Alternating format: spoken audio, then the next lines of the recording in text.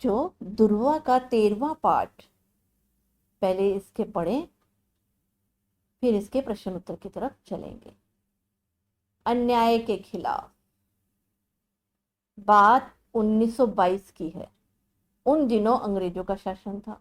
ये स्वतंत्रता से पहले की बात है, 1922 की। भारत देश अंग्रेजों का गुलाम था। अपने लोगों को तरह तरह के अत्याचार सहने पड़ते थे। हमारे जो लोग थे ना, उनको तरह तरह के अत्याचार सहने पड़ते थे, क्योंकि अंग्रेजों का राज था यहाँ पे। अंग्रेज शासन ने अपने स्वार्थ पूरे करने के लिए भारत के लोगों को बहुत डरा धमका रखा था। पर उनकी धमकियों के खिलाफ लड़ने की हिम्मत रखने वाले भी लोग थे, ऐसी बात नहीं थी।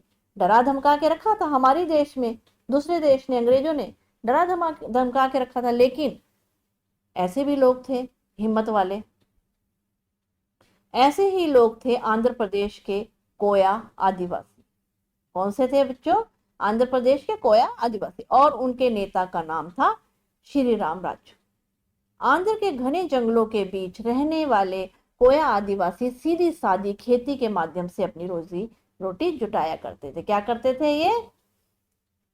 खेती के माध्यम से ही अपना खाना रोजी रोटी जुटाया करते थे। पर जब से अंग्रेजों ने उनके बीच आकर अपना हक जमाया, उनका जीवन मुश्किल हो गया। क्या हो गया? उनका जीवन बहुत मुश्किल हो गया। अंग्रेजों की योजना थी कि घने जंगलों और पहाड़ियों को चीरती हुई एक सड़क बिछाई जाए, पर सड़क के निर्माण कार्य के लिए मजदूर कहाँ से आएंगे? यह सवाल जब तहसीलदार महोदय के सामने आया तो उनकी निगाह कोया आदिवासियों पर पड़ी। तहसीलदार का नाम था बेस्टियन। बेस्टियन को शासन द्वारा सड़क बनाने का काम सौंपा गया था। बेस्टियन स्वभाव से बहुत अक्खड़ और क्रूर था।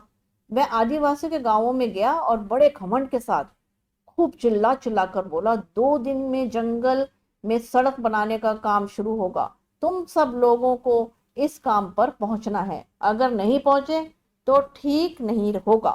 अंग्रेज सरकार का हुक्म है, ये जान लो। आदिवासी लोग चुप हो गए। वे उन घने जंगलों के बीच अकेले पड़े थे। वे कुछ पूछे तो किससे, कुछ करें तो क्या? किसी ने हिम्मत करके तहसीलदार से पूछना चाहा कि काम करेंगे तो बदले में क्या मिलेगा? तो बेसिटन का चेहरा तमतमा गया। क्या मिलेगा? हुक्म बजाना नौकर का काम है। आगे से ये सवाल मत पूछना। आदिवासी सहम गए। अब क्या हो गया? वो तो डर ही गए। काम पर जाने लगे, पर उनका मन नहीं मानता था। वे अपमान से अंदर ही अंदर घुट रहे थे और गुस्से से सुलग रहे थे। उन्हें गुस्सा आ रहा था अंदर ही अंदर, क्योंकि वो मन से नहीं जा रहे थे उस काम में। उन्हीं दिनों एक साधु जंगलों में आकर रहने लगा था। उस साधु का नाम था अलूरी श्री राम राजू। श्री राम राजू ने हाई स्कूल तक पढ़ाई की थी। हाई स्कूल मतलब 10th क्लास तक पढ़ाई की थी। उसके बाद अगली पढ़ाई छोड़कर वह 18 वर्ष की उम्र में भी साधु बन गया। जब वह उन जंगलों में रहने आया तो आदिवासी लोगों से अच्छी तरह हिल मिल गया। लोग उसे अपने दुख दर्द की कहानी सुनाते और पूछते कि कैसे अपने कष्टों से छुटकारा पाए।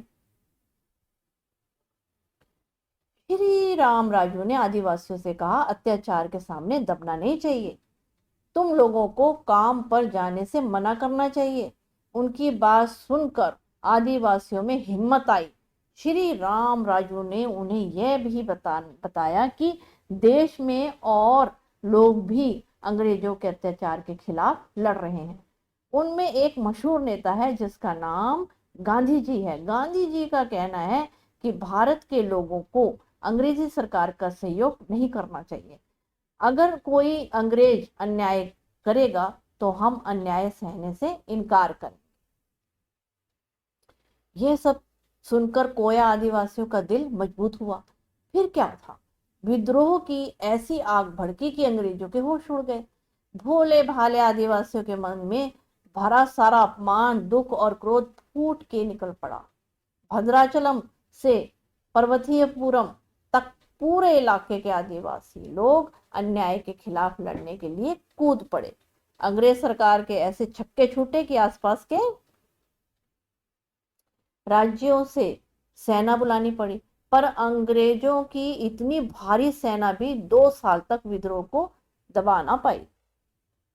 जब सक्री पगडंडियों से सेना की टुकड़ी गुजर रही होती तो जंगलों में छिपे आदिवासी भारतीय सिपाहियों को गुजर जाने देते, और जैसे ही अंग्रेज सार्जेंट या कमांडर नजर आते तो उन पर अचूक निशाना लगाते। आदिवासियों के विद्रोह से अंग्रेज सरकार इतना डरने लगी थी कि राजू के दल को आते देखकर थानों से पुलिस भाग जाती थी।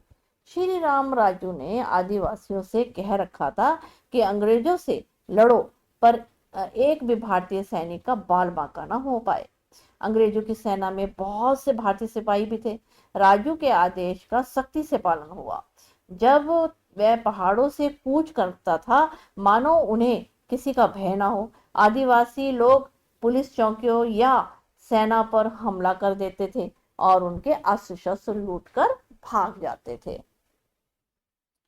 राजू ने एक कोने से दूसरे कोने तक गुप्त संदेश पहुंचाने के लिए गुप्तचरों का जाल फैला रखा था। अंग्रेजी सेना के आने जाने के संदेश ऐसे पहुंचाए जाते थे कि किसी को कानों कान खबर ना हो। यह सब देखकर अंग्रेजों ने भी अपने दांतों तले उंगली दबा ली। ये एक मुहावरा है। जंगलों और पहाड़ों में राजू के लोग बड़ी फुर्ती से छिपते फिरते। ऐसे इलाके में हथियारों से लदी अंग्रेजों की भारी भरकम सेना अपने आप को कमजोर महसूस करने लगती थी। राजू के लोगों को गांव गांव का सहारा था। गांव के लोग विद्रोहियों को शरण देते और लाख कोशिश करने पर अंग्रेज उनकी खबर नहीं लगा पाते। फिर अंग्रेजों को एक तरकीब सूझी। उन्होंने सोचा कि आदिवासियों को लड़ाई में तो हरा नहीं पाएंगे, पर अब इन्हें भूखे रखकर मारना पड़ेगा। अंदर जंगल के गांवों में राशन लाने वाले सारे रास्ते बंद कर दिए गए। किसी को भी सामान का एक जगह से दूसरी जगह पहुंचाना मुश्किल हो गया। लोगों की बंदूकों के कारतूस खत्म हो गए। इसके कारण अंग्रेजों के सिपाही गांवों में घुसकर लोगों को मारने पीटने लगे। यहाँ तक कि उगी हुई फसल को भी जलाया जाने लगा। जो फसल हो रखी थी ना, वो भी जलाई गई, ताकि उनको तो भूखा रखना था। आज इधर उधर जाने के साधन बंद थे कि खाना भी वो खा पाए। आदिवासियों की हिम्मत जवाब देने लगी। आखिर कब तक ये तकलीफ बर्दाश्त की जा सकती है। राजू के कुछ साथी पुलिस पकड़ में आ गए थे। एक बार राजू भी पुलिस की गिरफ्त में आकर बुरी तरह जख्मी हो गया था। लोग परेशान होकर राजू के पास पहुंचते। राजू भी परेशान था। उससे उनका दुख देखा नहीं गया। राजू ने सोचा कि अगर मैं अंग्रेजों के सामने आत्मसमर्पण कर दूं तो अंग्रेज इन हजारों लोगों को रोज सताना बंद कर देंगे। उनसे देखा कि 2 वर्षों के इतने लंबे संघर्ष के बाद लोगों में कठिनाइयों का सामना करने की तैयारी नहीं रह पाई थी, और अंग्रेज सरकार तो उन्हें भूखा मार कर ही छोड़ेगी। यह सोचकर श्री राम का राजू अपने आप को अंग्रेजों के हवाले सौंपने चला। सेना के मेजर गुंडाल मप्पा गांव में डेरा डाले हुए थे। राजू को गिरफ्तार करके उनके सामने पेश किया गया। गिरफ्तारी की खबर सुनकर आसपास के गांवों के लोग बड़ी संख्या में वहां इकट्ठे होने लगे। मेजर गुंडाल मन ही मन बहुत अधिक खुश हो रहा था। उसे कहाँ उम्मीद थी कि उनका शिकार खुद जाल में फंसने चला आएगा। उन्हें नहीं इसकी उम्मीद थी कि वो खुद ही फंसेगा उनके शिकार में। राजू भाग कर मांग कर रहा था कि उसे कचहरी में पेश किया जाए और कानून के हिसाब से उनके साथ बर्ताव हो, पर गुंडाल का कोई इरादा नहीं था कि कोर्ट कचहरी के चक्कर में राजू को अपनी जान बचाने का जरा भी मौका मिले। बस इसके इशारे पर एक सिपाही ने राजू पर गोली चलाई और उसका काम तमाम कर दिया गया। इसी तरह अलूरी श्री राम राजू अपने लोगों की खातिर शहीद हुआ। इसके बाद कोया आदिवासियों का आंदोलन टूट गया। पर अंग्रेज सरकार ने अच्छा खासा पाठ पढ़ लिया था। वे समझ गए थे कि आदिवासियों के साथ मनमर्जी नहीं की जा सकती। मतलब वो समझ गए थे। तब से आदिवासियों के हितों की रक्षा करने के लिए विशेष कोशिश करने का फैसला हुआ। अपने देश के इतिहास में कोया आदिवासियों ने अन्याय के खिलाफ लड़ने की मिसाल स्थापित की। पहले इसके शब्द देख लेते हैं, फिर इसके प्रश्नों की तरफ चलते हैं। गुलाम का मतलब है किसी के अधीन होना या पराधीन होना। हक, अधिकार, निगाह, नजर, क्रूर, निर्दयी या दया नहीं करने वाला, घमंड, अभिमानी, पगडंडी, मनुष्य के चलने से जंगल या खेत में बना हुआ पतला रास्ता को पगडंडी कहते हैं। टुकड़ी, इसका अर्थ है समूह। अचूक, खाली ना जाने वाला। शक्ति, कढ़ाई। फुर्ती, तेजी। तरकीब, उपाय। मिसाल, उदाहरण। बच्चों, मैंने आपको प्रश्न 1 उसका भाग है क। आंध्र के घने जंगलों में रहने वाले आदिवासियों के बीच अपना हक जमाने के लिए अंग्रेजों ने क्या किया? इसका उत्तर देंगे, आंध्र के घने जंगलों में रहने वाले आदिवासियों पर अंग्रेजों ने हुक्म जमाने के लिए कहा कि 2 दिनों में जंगल में सड़क बनाने का काम शुरू होगा, सबको पहुंचना है, जो नहीं पहुंचेगा तो ठीक नहीं होगा। उन्होंने पूछा इसके बदले में क्या मिलेगा, तो अंग्रेजों का जवाब था, नौकर का काम हुक्म बजाना है, आगे सवाल मत करना। इस तरह से वह अपना हुक्म चलाते थे। ख प्रश्न, श्री राम राजू कौन था? उसने अंग्रेजों के सामने आत्मसमर्पण क्यों किया? इसका उत्तर देंगे, श्री राम राजू हाई स्कूल पास 18 वर्ष में साधु बन गए थे। पहले उन्होंने हाई स्कूल किया, फिर 18 वर्ष के हुए तो उन्होंने साधु बन गए। वह उन जंगलों में रहने आए और आदिवासियों से घुल मिल गए। आदिवासियों का दुख देखकर उन्होंने अंग्रेजों के खिलाफ विद्रोह शुरू कर दिया और आदिवासी भी दिल खोल कर उनमें शामिल हुए। परंतु 2 वर्ष तक कठिनाइयों का सामना करते रहने पर आदिवासी परास्त हो चुके थे। राजू ने सोचा, यदि मैं आत्मसमर्पण कर दूं तो अंग्रेज इन्हें तंग करना बंद कर देंगे। यही सोचकर उन्होंने आत्मसमर्पण किया। अगला देखो, गा। अंग्रेजों से लड़ने के लिए कोया आदिवासी क्या क्या करते थे? कोया आदिवासियों के विद्रोह को स्वतंत्रता संग्राम क्यों कहना चाहिए? इसका उत्तर देंगे, अंग्रेजों से लड़ने के लिए कोया आदिवासी सक्रिय पगडंडियों के आसपास जंगलों में छिपे रहते थे। उन पगडंडियों से जब अंग्रेजी सेना गुजरती थी तो उनमें से भारतीय सेना के लोगों को जाने देते थे और जैसे ही अंग्रेज सार्जेंट या कैप्टन आ रहा होता तो उसे मार देते थे। पुलिस चौकियों या सेना पर हमला कर देते थे और अस्त्र शस्त्र लूटकर भाग जाते थे। यह लड़ाई अंग्रेजों के अत्याचारों के विरुद्ध थी। वे अंग्रेजी राज्य को हटाना चाहते थे, इसीलिए इसे स्वतंत्रता संग्राम भी कह सकते हैं। प्रश्न दूसरा, भारत के लोगों को अंग्रेज सरकार का सहयोग नहीं करना चाहिए और उनका काम बंद कर देना चाहिए। अगर कोई अंग्रेज अन्याय करेगा तो हम अन्याय सहने से इनकार करेंगे। ठीक है, इसका उत्तर देना है, ऊपर श्री राम राजू द्वारा आदिवासियों से गांधी जी की ही हुई उल्लेख किया हुआ है। गांधी जी ने स्वतंत्रता संग्राम के लिए बहुत सारी बातें कही थी। यह सब तुम्हें गांधी जी की लिखी हुई किताबों, फिल्मों, अन्य जगहों में मिल सकता है। तुम अपनी कही हुई बातों में जो महत्वपूर्ण समझो उनके साथियों को बताओ। तो इसका उत्तर देंगे, गांधी द्वारा बोली गई कई महत्वपूर्ण बातें इस प्रकार है। नंबर 1, वह राजनीतिक निष्प्राण की, जिसे धर्म नहीं और धर्महीन शासन से जन कल्याण नहीं। दूसरा, मुट्ठी भर संकल्पवान लोग जिनकी अपने लक्ष्य में दृढ़ आस्था है, इतिहास की धारा को बदल सकते हैं। तीसरा, बहुमत का शासन, जब जोर जबरदस्ती का शासन हो जाए तो वह उन पर असहनीय हो जाएगा, नौकरशाही का शासन। अब है प्रश्न तीसरा, तुमने इस पाठ में भारत की आजादी के संघर्ष करने वाले 2 व्यक्तियों के नामों को जाना, एक गांधी जी का और दूसरा श्री राम राजू का। पता करो कि भारत की आजादी के लिए संघर्ष करने वालों में तुम्हारे प्रदेश के कौन कौन से व्यक्ति थे। उनसे किसी एक के बारे में कक्षा में चर्चा करो। तो इसका उत्तर देंगे, बहादुर शाह जफर, अरुणा आसफ अली, जवाहरलाल नेहरू, झांसी की रानी लक्ष्मीबाई, शहीद भगत सिंह, चंद्रशेखर आजाद आदि देशभक्तों ने भारत की आजादी के लिए महत्वपूर्ण भूमिका निभाई। प्रश्न 4 का पहला भाग, 2 दिन में जंगल में सड़क बनाने का काम शुरू होगा। तुम सब लोगों को इस काम में पहुंचना है, अगर नहीं पहुंचे तो ठीक नहीं होगा। ठीक, काम करेंगे तो बदले में क्या मिलेगा? ऊपर के कथनों पर पहला कथन तहसीलदार बैरिस्टर का है, जो आदिवासी के गांव में जाकर चिल्ला चिल्ला कर बोला था। और दूसरा कथन आदिवासियों में से किसी एक का है जो तहसीलदार से पूछना चाहता था, अब तुम सोचकर बोलना बोलना था ना। दूसरा कथन इस तरीके से, सोचकर बताओ कि अब इसका प्रश्न क, तुम्हारे विचार में बैरिस्टियन का कथन ठीक होगा? नहीं, हमारे विचार से बेस्टियन का कथन जबरदस्ती करने जैसा होगा। ख, आदिवासियों में किसी के द्वारा कहा गया यह कथन कैसा है? तुम्हारे विचार से ठीक होगा?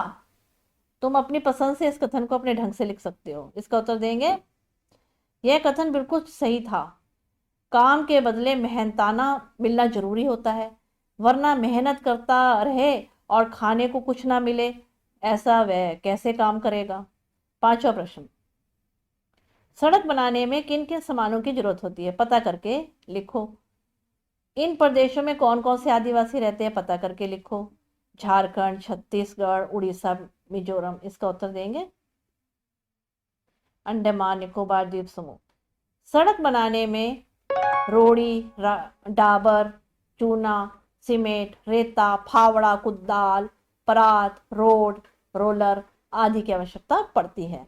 अब दूसरे का, झारखंड मुंडा को संथाल, छत्तीसगढ़ मुरिया, हालबा, भतरा, उड़ीसा में कुटिया, कौद, जुंगा, मिजोरम में रियाग, मिजो, अंडमान निकोबार द्वीप समूह में ओस, निकोबारी, जरावा। छठा प्रश्न का पहला भाग का, राजू हाई स्कूल तक पढ़ाई करने के बाद जंगलों में रहने क्यों आया होगा? इसका उत्तर देंगे, उसका मन संसार में फैले भ्रष्टाचार से दुखी हो गया होगा, इसीलिए वह साधु बन गया होगा। वह समाज से दूर हो गया होगा, साथ ही अंग्रेजों के प्रति उसके मन में विद्रोह था। वह जंगल में आ गया, भाग्य से उसे वहां साथी भी मिल गए। अब ख की प्रश्न की तरफ चलते हैं। राजू के शहीद होने का आदिवासियों के आंदोलन पर क्या असर हुआ होगा? इसका उत्तर देंगे, राजू के शहीद होने पर आदिवासियों का आंदोलन टूट पड़ा। वे हिम्मत हार कर अंग्रेजों की गुलामी करने लगे, परंतु अंग्रेज भी उससे डर गए थे और उनके साथ मनमानी नहीं कर सके। क्योंकि डर गए तो मनमानी नहीं कर सके। अब सातवां प्रश्न, लोगों की बंदूकों के कारतूस खत्म हो गए। ऊपर ये वाक्य इसी पाठ का है जिसमें आदिवासियों के द्वारा बंदूकों व कारतूसों के प्रयोग का प्रमाण मिलता है। इस पाठ की खोजबीन करो तो पाओगे कि आदिवासी पुलिस चौकियों या सेना पर हमला कर देते थे, पर उनके अस्त्र शस्त्र लूटकर भाग जाते थे। जब तुम जरूर समझ गए होंगे कि आदिवासियों ने बंदूकों और कारतूसों का प्रयोग कैसे किया। कारतूसों से सन 1857 में स्वतंत्रता की चिंगारी को फैलाने में बहुत महत्वपूर्ण भूमिका निभाई थी। समूह बनाकर इनके बारे में खोजबीन करो। कक्षा के प्रत्येक समूह में से एक प्रतिनिधि सबको अपनी खोजबीन के बारे में बताएगा। उत्तर देंगे, इस विषय पर सभी छात्र एक साथ रहकर खोजबीन करें। यह भाग आपकी बौद्धिक क्षमता को बढ़ाने और परखने के लिए उद्देश्य से रखा गया है। इसका उत्तर आप स्वयं ही देंगे। प्रश्न 8, नीचे लिखे वाक्यों को मुहावरों में प्रयोग किया गया है। इन मुहावरों का प्रयोग करते हुए कुछ वाक्य भी बनाओ। एक सिपाही ने उसका काम तमाम कर दिया। दूसरा कौन सा है? आदिवासियों की हिम्मत जवाब देने लगी। अब इसका उत्तर देते हैं, देखो। युद्ध में अनेकों गद्दारों का काम तमाम हो गया। पहले का हो गया। अब खा का, मां की मृत्यु के बाद वह समाज से लड़ती रही, परंतु फिर भी उसने हिम्मत जवाब देने लगी। अब हमने ऊपर देखना है। पहले तो गा, अंग्रेजों ने अपने दांतों तले उंगली दबा दी। इसका वाक्य बनाएंगे, इतनी सुंदर कढ़ाई देखकर सब ने दांतों तले उंगली दबा दी। घ, किसी को कानो कान खबर ना हो। इसका वाक्य बनाएंगे, राम ने इतनी सफाई से घर खाली कर दिया, किसी को कानो कान खबर ना हुई। ड़, अंग्रेज सरकार के छक्के छूट गए। इसका वाक्य बनाएंगे, चोर की इतनी मारपीट हुई कि उसके छक्के छूट गए। च, अंग्रेजों के होश उड़ गए। च, देखो इसका वाक्य बनाएंगे, जैसे ही मोहन ने सेठ जी को पैसे लेने आते देखा तो उसके होश उड़ गए। छ, भारतीय सैनिकों का बाल बांका ना होने पाए। इसका वाक्य बनाएंगे, देखो जरा संभाल कर काम करना, कांच की चीजों का बाल भी बांका ना हो। बच्चों ये वाक्य तो यहाँ पे दिए हुए हैं ना, आप अपनी मर्जी से भी एक एक वाक्य अपनी नोटबुक में लिखें ताकि आपको वाक्य बनाने की प्रैक्टिस हो अच्छे से, आप अपने आप भी वाक्य बना सकें। प्रश्न 9, आदिवासियों के साथ मन मर्जी नहीं की जा सकती, उनके पास कई मन गेहूं था। ऊपर के पहले वाक्य में मन का मतलब दिल, हृदय, दूसरे वाक्य में मन नापतोल का शब्द है। इस तरह नीचे दो दो अर्थ दिए गए हैं अनेका। कहते हैं नीचे दिए गए शब्दों को पढ़ो और बताओ। ये देखो, सोना, सो जाना एक धातु भी है। उत्तर का मतलब है एक दिशा भी होती है और आंसर भी देते हैं, उसे उत्तर कहते हैं, जवाब। हार, इसे पराजय भी कहते हैं, मतलब हार जाना, और गले का हार माले को भी कहते हैं।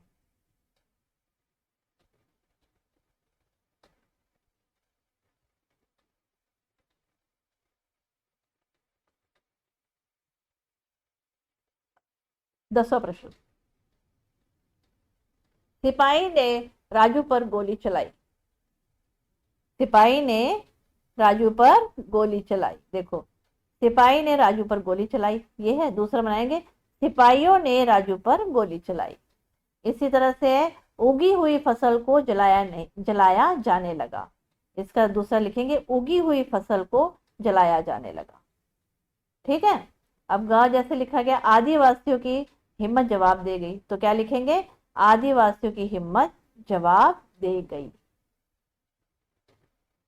आगे से ये सवाल मत पूछना, तो इसका है आगे से ये सवाल मत पूछना।